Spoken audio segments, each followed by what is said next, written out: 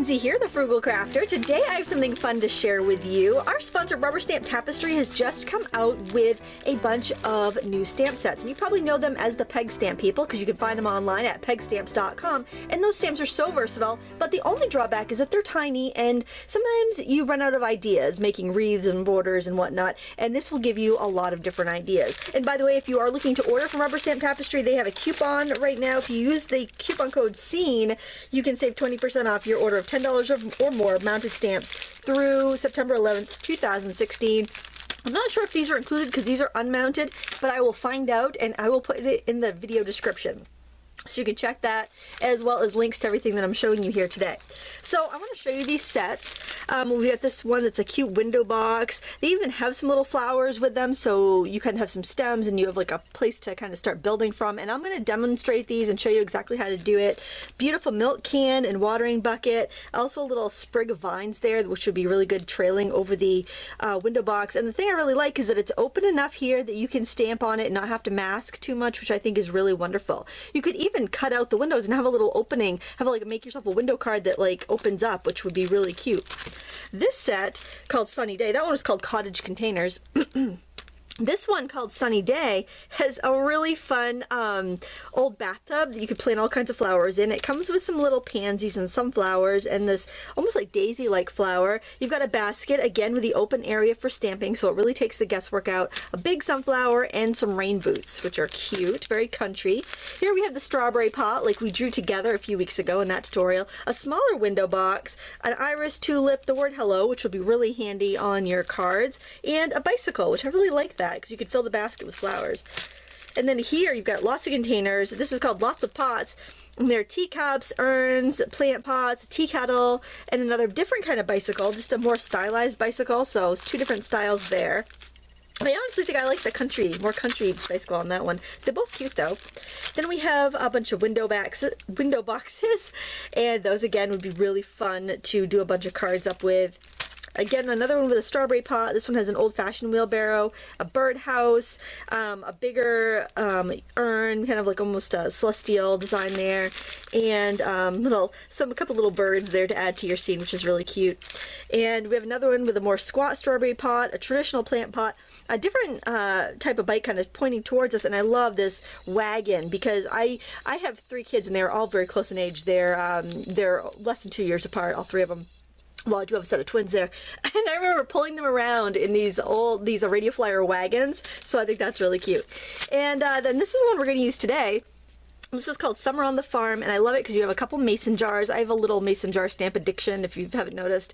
An old boot, a traditional wheelbarrow, more of a little modern, you probably have wheelbarrows like this at your home, a poppy, and a couple cowboy boots and a dragonfly. Now, it occurred to me that if you're a beginner stamper, you might not know how to go about using a sheet of stamps like this. These are unmounted red rubber stamps, and the advantage that red rubber has over clear is that they're longer lasting and you can get a crisper, finer detail with this. Also, these are really deeply etched, so you probably don't need to add the mounting foam. I'm going to show you a couple different ways you can mount these so that you can use them right away.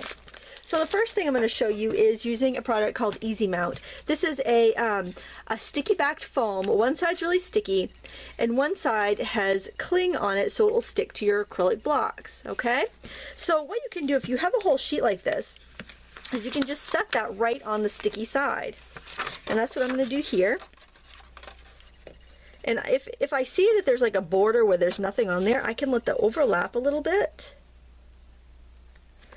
Just so I don't waste any. I'm really stingy with this stuff because I hate to buy it. I like spending my money on stamps, not on things to deal with my stamps, and half the time I use a glue stick, honestly, to work with my... And I'm going to show you how to do that too, because I know you guys are going to get these and you're going to be like, I'm not waiting for any foam, I just want to get to it. And then I like to actually cut through the rubber when I do this so my scissors don't get sticky. And you can use whatever scissors you have. However, I will warn you that this stuff can be kind of tough to cut through. And probably about the time I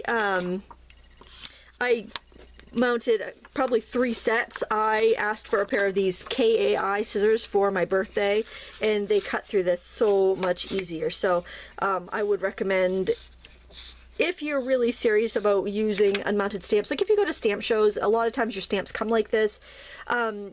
it's really worth it if you're going to be mounting more than a couple sets to get a pair of really heavy duty scissors. And I believe the Tim Holtz scissors by Tonic are also the same style and can handle it. If anybody out there has the Tim Holtz ones and can comment whether they're strong enough to cut through this, please let me know. He might have a couple different kinds, and I just want to make sure I'm telling you guys the right thing to buy, because I had to order these from scrapbook.com. And I know the Tim Holtz ones are available in most craft and hobby shops, like your big box places where you can use a coupon. So I peel off the extra rubber off the backing, and then I just put that back right on, and then I can use this to mount other stamps. So after you have just adhered the big sheet, all you do is just go around and clip each one apart. It's a good idea to do short cuts like that, because it just cuts a lot easier. It doesn't really do curves very well with these scissors. Now, another thing some people use is a hot knife, like you know, the hot knife attachment on a wood burner. Those work really well. So after you've done this, you peel off the backing, and then you're ready to stick it on your stamp storage binder if you have one, or put it right on a stamp block just like that, and it just static clings. So you just trim each one of these apart, and that's how you deal with that. Now let's say you don't have any of that foam and you want to stamp right away. The easiest thing you can do is to use a glue stick. So what I would do in this case is I would trim out my stamp really closely. I try to get any little spaces that I think are going to collect ink. I just try to trim it right off. Then take a washable glue stick, which are in all the stores right now, really cheap because it's back to school time. And you just put some glue stick on the back. Now, I do have a stamp mount I like to use when I'm using this type of mounting method when I don't have foam on it. I like these rocker blocks. They're curved so that if you, that one might be big enough. Yeah, that's big enough. So that it almost guarantees you're going to get a really good impression. And I'll show you in just a second here what I mean. And you can also just make sure you stamp on something kind of soft and squishy, like a stack of newsprint or a mouse pad, and that will give you a really good impression too. The final thing I want to share with you is another product that I like and I use a lot to mount my stamps, and this is called Aleene's Tack It Over and Over Again. It's basically a glue that is always sticky. So let me just trim out this little one here and show you how this goes. The only drawback to this is that you have to wait. Those other two methods I showed you, you can stamp right away. But when you're using this, it's a lot cheaper than using the mounting foam, but you have got to wait. But after you wait until the glue is dry, you can use it right away. So what you want to do, and I usually do, like, I would do all of these all at once, like while I'm watching TV or something, is you just get a little drop of this glue on the back. Whoops, that's way too much. This is enough to do, a bunch of them. So I'm just going to trim out another one and do a couple at once because that's too much glue. You're just going to spread a thin layer on the back of these stamps and let it dry till it's clear. And then you can just stick it on a block and stamp with it just like that. And that's how I have a lot of my stamps done, just because it's so much more affordable, and it also doesn't take up so much space in my stamp binder. So I'm just going to go ahead and spread that over with my fingers. I would generally use a brush and do a bunch of these at once, but I don't want to dirty a brush. And then you need to wash your brush really well afterwards. Now the only thing is you need to make sure you set these aside somewhere where you're not going to lay something on them or touch it or anything, or you're going to walk around with like a stamp stuck to you all day and not even realize it. So I'm going to set these aside. When the glue is cleared, then I just slap it on my acrylic block and I'm ready to stamp with it just like any of the other methods. Okay, this is what we're going to be doing today for our project. We're going to use a couple of the little mason jars, and we're going to do a scattered wildflower bouquet. It's very quick and easy, and it has a very hand-painted look when you're all done, so it's just a nice way to kind of get that watercolor look if you're not comfortable with painting. I've got a random assortment of my peg stamps here, and I will list these all in the video description, in the sets that they come in, and then when you click over, you can actually decide whether you would like maybe just a stamp on its own or an entire set. I really like the way they have their website organized. We've got these sets that came in that kit here that I told you, Summer on the Farm. I said we were going to use that one. And I've got an assortment of markers. I also have a small watercolor brush and an additional block that we're going to use for a palette. But if you have a laminated piece of cardstock or plate, anything like that will work as your palette. And at the end of the video I will show you how to stamp on with one of these curved blocks. We won't have time to make 2 cards today, but I will show you how to stamp this out in case you're wondering. I really like these blocks for when I don't mount my stamps, and I just think that it's kind of nice to know how to use them. There is a learning curve on it, I will warn you, but but it's pretty good, pretty easy. So I'm going to move these stamps out of the way for a second, and I'm going to show you how I tear my paper. And I'm just using some very lightweight watercolor paper here. I like to use these quilters grids to tear my paper. So I've got it torn down to 4.5 inches on one side, and I want to tear the other side to 3.25 inches, so there'll be a nice border on my regular sized card. So just get it lined up to 3.25 there. And I hold it down with one hand. Oops, I let it slide. Excuse the glare, sorry about that. Hold it down with one hand, and I'm going to tear with the other. And that gives you that really pretty deckled edge that is so reminiscent of watercolor paintings, and that way we'll have that to work with, and it will just be really nice. So we're going to stamp our 2 vessels first, which are the mason jars, and I'm going to use a water-based marker. You can use these Pitt markers. They're India ink, but you can blend with them until they dry. Now, the reason I'm using a marker instead of an ink pad is because I don't want to ink up the lid on this jar. I just want to get the jar. So I am just putting my marker wherever I want the lines to stamp, avoiding that lid. And I'm going to stamp that right down here on my paper off to the side a little bit. Okay, and then I'm going to take the smaller one, and again I'm going to ink up everything except for that lid using my marker. And the nice thing about this is if you don't have a lot of stamp pads, you could even use a kid's Crayola markers. That'll work just fine. And I'm going to put this one in front next to it. You can overlap them a little bit, but I want to have a little room so that I can kind of spread out the stamping. Now I want to add some water inside the jar, so what I'm going to do is take that extra stamp mount that I told you to have handy, or a dish or whatever, and I'm going to scribble some of that color on there. And I'm also going to scribble on some gray because I'm going to want to do a shadow. So we're just basically turning that into a palette, and I'm going to use, actually a brush that's a little bit bigger. I got a bucket of water off to the side. I am going to wet the inside of this, and it may make my lines blend a little bit, which is fine. It usually doesn't with the Pitt pens too much. And I'm just going to tint it a little bit. And you can always add more onto your palette if you need to. Or go with a darker blue if that one's not dark enough for you. It's a very subtle look. Now I want to, in fact, I think I will use a little bit darker color because I really like that ball jar blue. So I think I'm going to grab some of that aqua. That's really pretty. Oh, that's really vibrant. That's much darker than what I had on the other one. Things tend to dry a little bit lighter too, so I try to go like a shade darker or so just to make sure that it's going to be as dark as I want it. And keep this area up here open because we're going to want to stamp on top. Now I want to put a little bit of a shadow and reflection on the table underneath, so I'm going to wet this area here. I'm going to drip in some of the blue right next to the jar. Then I'm going to grab this gray and add that as well. And if it's too dark, because that is a little bit bright, that's a little dark, I can go right in with some water and spread it around a little bit. If it's still too dark, then go ahead and blot it. Remember, it will dry a little bit lighter though. I think I'll pick up a little bit of that and just throw in kind of like a little background shadow there to kind of show that maybe it's sitting on a windowsill or a tabletop or something. Alright, and while that's drying, we can work on our floral arrangement here. Just want to bring that up so you can see. I know that sometimes blue is very difficult to see that really light aqua color.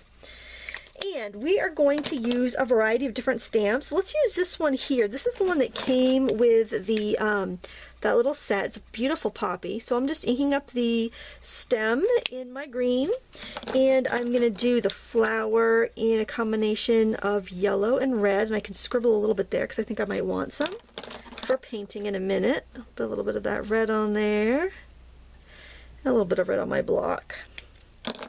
And sometimes you need to breathe on your stamp after you ink it with a marker. It just keeps the ink, makes the ink moist. Let's stamp that one right in there. Now to make my poppy look a little bit more lively, I'm just going to wet this tiny little brush. This is it's a size 0. And I'm just going to add in some color to it. Maybe just a little water and spread that out a bit. And if you're working on a watercolor paper, they're going to blend better than if you're trying to work on like a cardstock, but you totally can work on a cardstock if you want to. I'm just dabbing in some of that green for the center. Alright, and that's not done, but it's just, you know, just getting that in there. Now I like this really big stamp. It kind of looks like a mum. And I'm going to do it in orange, and then I'm going to do the edges in red, so the same colors we did for the poppy. And you'll notice I have a variety of brands here. You do not have to use all the same brand. The neat thing about this technique is, watch, I can stamp it once. Okay, then I can spritz it. I'm going to do it off camera. And I can stamp it again. And that will give me a more watercolory look. And I kind of like to do that because it just gives me just another look, and you can use fewer stamps and make it look really kind of fun and special. So I think for this one I'm going to do this kind of crazy fuchsia color. Maybe dab on a little bit of this teal and see what happens there if I do that. Breathing on it just to make sure it's moistened. And I'm going to spritz it and try it again, see what we get. Part of this is the fun, the experimenting, and seeing, you know, what exactly happens when we do these different flowers. I think I'll do some of these in some purple. I like this. This is just a little 5-petaled flower. You can do a couple different shades. Like I can go with this light and then do this darker purple.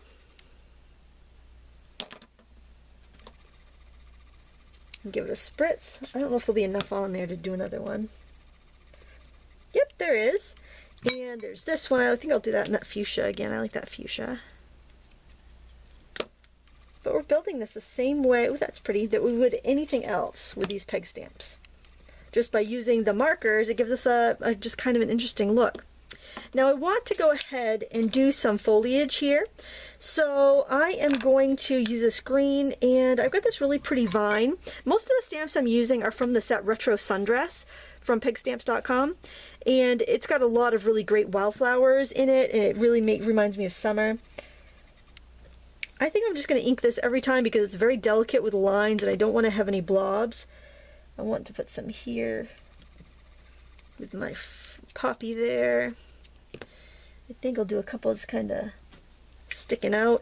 And don't worry about any mistakes like that because it's watercolor paper and you can lift quite a bit. Looking for a registration mark there so I can kind of figure out where my stem is going to start because I want to sneak one in there. I should have done this vine before I did the smaller flowers, honestly. I should have done this before I did the littler flowers after I did the big ones, but live and learn. I should have learned that already because I'm always telling you guys to do that. There we go. And to fix any little mistakes there, I am going to take this little tiny one. Yellow's not super bright, but I think that I think it might dissolve the color underneath enough that I can use this. I like these Memento markers. They seem to do really well, and they're also the same color as the Memento ink pads that I like to use, those little mini ones that we use a lot. There, that looks pretty good. Now we got to put some stuff in the jar, some like stems coming down. So let's do that now. All the different branch sets or branches that you have from different sets and grasses and stuff will work really well for this. So I'm just going to put this in a couple times. This is just a, I think this is from Bittersweet. It's that little wooden branch, and again you can use your registration marks to help line things up. I've got this one here that's kind of cool, and I find that if you vary the colors, so if I do a couple of green and then I do a brown, it'll look really natural. So let me do that brown color I have here. Make sure you cap up all your markers when you're done. It can be convenient while you're working to leave the caps off, especially when you're going back and doing so many of these. But just make sure that when you're all done for the day that you do go and cap everything back up so that your markers don't dry out. These water-based markers will dry out pretty quickly if they're left uncapped. And now I want to give a water line to my, my things here. I think I'm going to go in with this just because I know it's kind of drying out. And I can be a little it's not gonna, you know, stain my paper too much. So I'm just going in and throwing in a little water line in each of these. See how you can hear how dry that marker is? This is about to be either need to be refilled or replaced. And then I am going to take these 2 shades of blue. I still have some of the other color on my block there, and I am going to use a wet brush to add a little bit more color just so we get that feeling of the water in there. A little bit of depth, and if it blurs any of the things we've stamped in there, that's all right, because it's going to make it look a little bit more natural. Now I also like to add some spatters. You don't have to do this. I feel like I need to make the top of that a little bit more pronounced. See how that's just kind of it feels like that little part right there is not finished. It feels very open. Blotting off the extra there.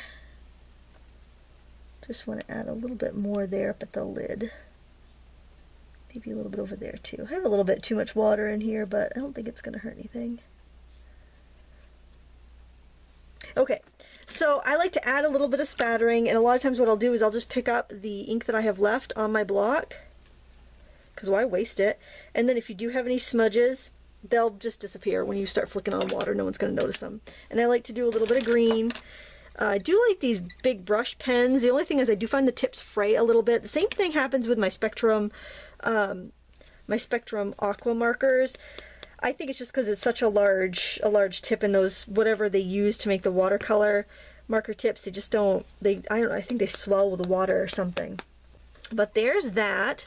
So then to finish this card, if you want to, you could go in there with a little bit of green, and you could like kind of hand paint in some stems or some foliage, fill in some of the area. Completely up to you, whatever your comfort level is with watercolor. I like to go and kind of gently blot off any big puddles, and then a lot of times I'll heat it with a heat tool just to kind of finish up a little bit quicker. But then I just find a card that I think looks pretty, and I'll just put it on top, and there you have it. You could add a little twine or a button or something if you wanted to, but I just try to keep it pretty easy and simple, and it will really have that nice watercolor look. And I had my shadow a little darker there, and I like the way that looks too. So, you know, don't be afraid if you have some darker colors. A lot of times they turn out looking just fine in the end. Now, as I promised, I wanted to show you how to stamp with these types of blocks, and I'll just stamp it here on my scrap paper. And let me just grab I'll grab a nice dark red marker so you can see. So again, you could color every single little piece separately, use an ink pad, whatever you want to do. But I'm just using this one shade of red just to give you, just so we can get this stamped pretty quickly. And the nice thing about this is if I get ink over there, as long as I don't get it on these rails on the side, I could get it in there, I could over ink, whatever, you know, make a big mess of it. As long as I don't get ink on these 2 runners on the side, I'm going to get a really good impression. So what I like to do is I like to hold this so that the side of the stamp that's going to go down first is towards me, hold with my middle fingers and my thumb, put my index fingers in the center, and I push in the center while I rock it away from myself, and then you get a really nice impression. I got some wax spilt on there, so that's why that didn't stick too well. But I really like this for any time I don't have time to mount my stamps, and they're not that expensive. You get a set of 4 for like under $20, and I've been using them for years. I like them. They're not for everyone, and it does take a little while to get used to them, so practice on scrap paper. If you get these, it probably will take you 20 or 30 just rocks until you get the hang of how it's supposed to go. Some people like to rock it towards them. You know, you'll figure out what you like best, but I find that rocking it away from me works the best. But there you have it. I hope you enjoyed this tutorial today. Oops, I forgot I didn't glue that down. And if you want to find the stamps that I used, check out the video description. I will have links to our sponsor, Rubber Stamp Tapestry, over at pegstamps.com. Don't forget to use the coupon code SCENE for 20% off your mounted stamps totaling $10 or more. I will double check and see if these unmounted sets that I just showed you here today are included in the sale, and I will put that information in the video description so you can have that. Oh, let me show you. This is how those unmounted stamps will look when the glue dries. This glue dried pretty quickly. Honestly, I wouldn't stick this to a block yet because I have a feeling a lot of this glue would transfer onto the block. I like to let them dry overnight before I use them, but when they're clear like this, that's when you know that the glue has dried. But again, I give it overnight before I use it, just for my own safety. But just wanted to let you know what it's going to look like when that white glue has dried. And that was the Aliens Tech It over and over again. I'll put that information in the video description as well so that you know how to mount these stamps when you get them. And I think they're a lot of fun, and I think there's tons of different options of cards that we can make with these beautiful container stamps. Thank you so much for watching. Please give me a thumbs up if you like this video and hit that subscribe button if you're not already a subscriber. And until next time, happy crafting.